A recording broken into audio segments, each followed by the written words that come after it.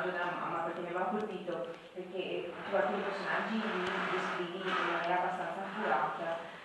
tipo il papà, quindi non so, vediamo questo signore con un certo tipo di capigliatura, il baffone, tutta una serie di cose, fa il meccanico, si sporca le mani, e invece la mamma è ubriaca e basta, è veramente, e tu cerchi delle volte magari questa mamma che veramente diventa proprio un personaggio assente, che è strano, come dire, perché si pensa che uno che soprattutto è molto affezionato alla madre.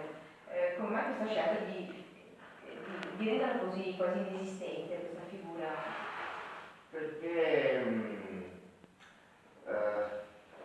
allora, intanto non c'è nulla appunto di autobiografico nella mamma. Anzi, no, è perché intanto la storia è il papà, diciamo, quello che crea tutto che accende la scintilla, era il papà e non la mamma.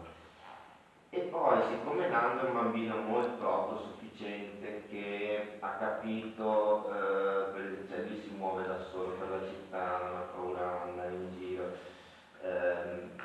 mi serviva una mamma assente, che non facesse niente, e quindi una mamma